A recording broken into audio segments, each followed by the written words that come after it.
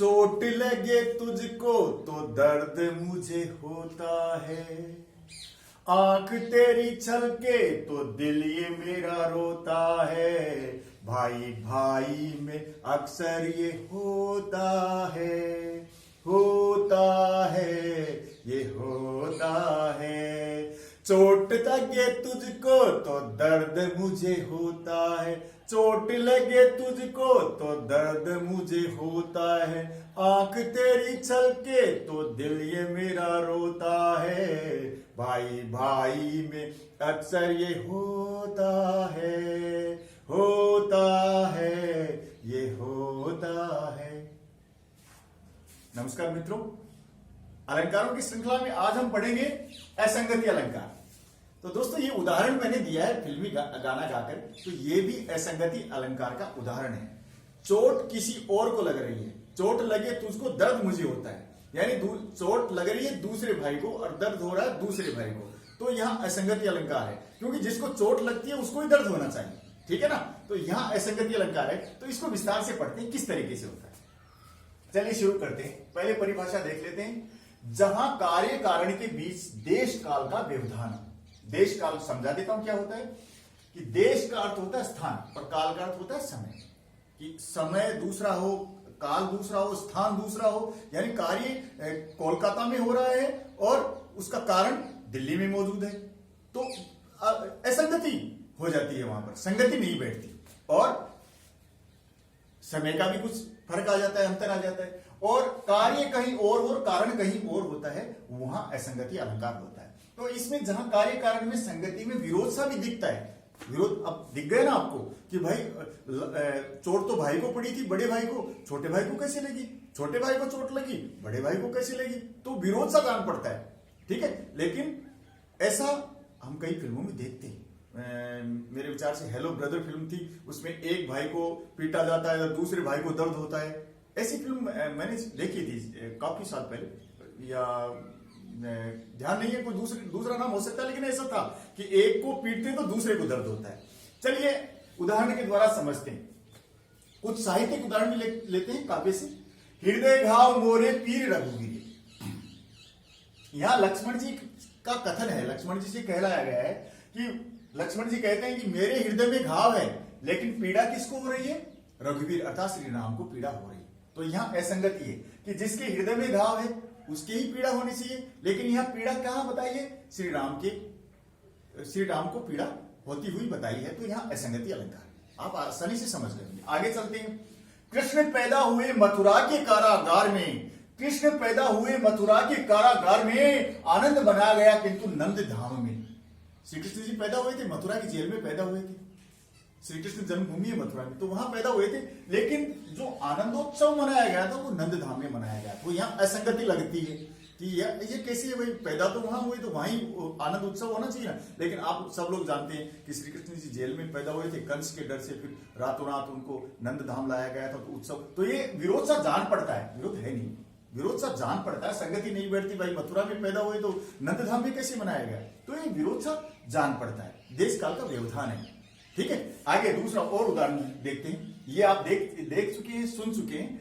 चोट लगे तुझको तो दर्द मुझे होता है, चोट बड़े भाई को लगती है तो दर्द छोटे भाई को हो रहा है, आंख तेरी छलके तो दिल ये मेरा रोता है, बड़े भाई की आंख छलकती है तो दिल छोटे भाई का रोता है, भाई भाई में अक्सर ये होता है, तो यहां असंगति अलंकार है।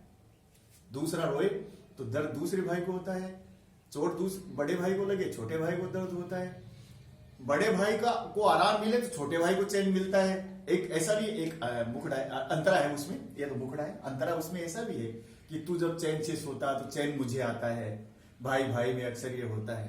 तो आप ये बात समझ गए होंगे। तो दोस्तों ये है असंगति अलंकार, आप भली प्रकार से समझ गए। चलिए अब दूसरा अलंकार करते हैं, दृष्टांत अलंकार। दृष्टांत अलंकार को कई लोग उदाहरण जैसा ही समझ जाते हैं, थोड़ी सी इसमें थोड़ा सा अंतर है। दृष्टांत अलंकार जब उदाहरण अलंकार हम पढ़ेंगे तो उनका अंतर भी जान लेंगे। पहले हम पढ़ लेते हैं दृष्टांत अलंकार, जहां पहले एक बात कहकर फिर उससे मिलती जुलती दूसरी बात कही जाए और दोनों में भिन्न धर्म यानी भिन्न गुण होंगे दोनों में, तो भी बिंब प्रतिबिंब भाव हो वहां पर दृष्टांत अलंकार होता है। तो मित्रों, आप ये जो है, जैसे आप दर्पण में मुंह देखते हैं तो आपको अपने जैसा ही दूसरा व्यक्ति दिखाई देता है।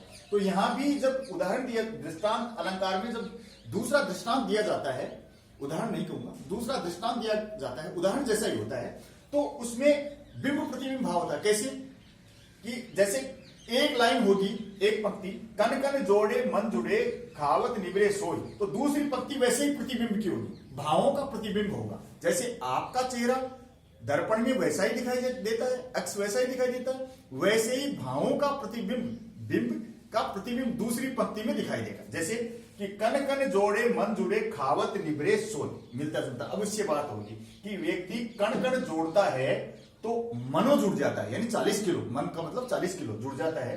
ऐसे जैसे ढेरी बन जाती है, थोड़ा थोड़ा थोड़ा थोड़ा करते करते ढेरी बन जाती है, कण कण करते जोड़ते जोड़ते।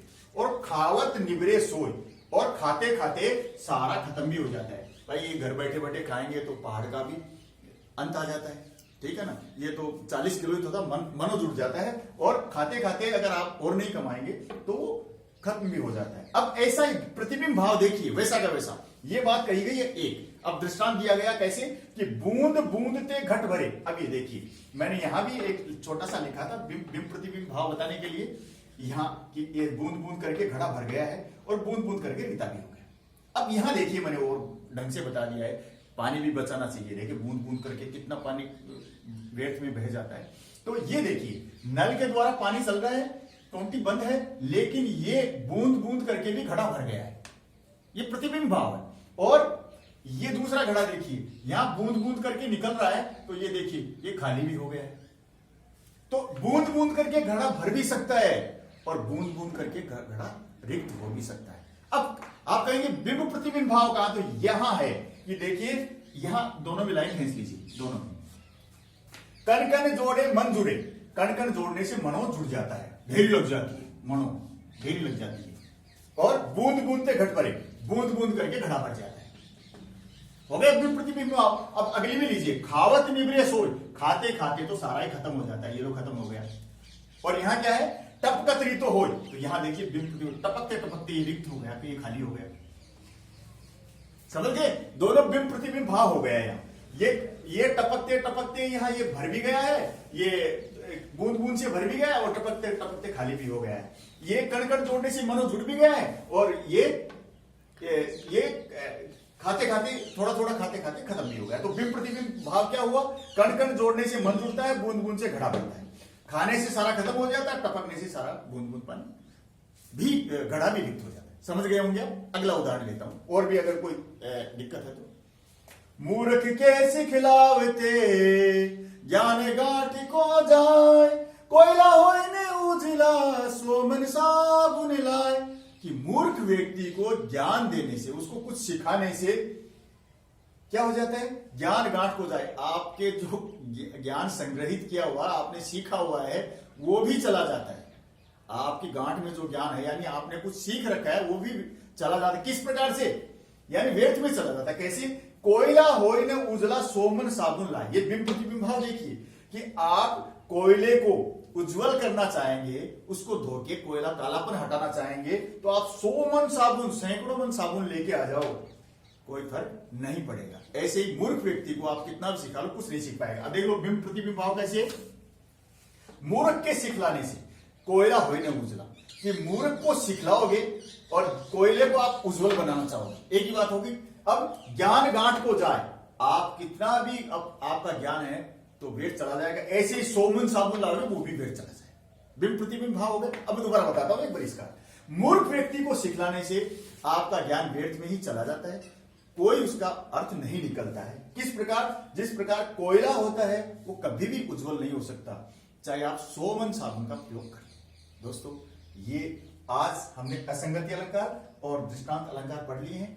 अलंकारों की श्रृंखला में 2-3 अलंकार और पढ़ाएंगे जो मुख्य अलंकार हैं। उसके बाद में हम संधि शुरू करेंगे। बहुत मांग आ रही है विद्यार्थियों की और प्रतियोगी परीक्षाएं देने वालों की मांग आ रही है कि सर ये शुरू कीजिए। ठीक है दोस्तों, मिलता हूं अगले वीडियो में।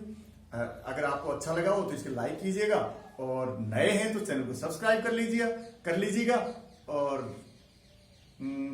ठीक है, धन्यवाद, नमस्कार।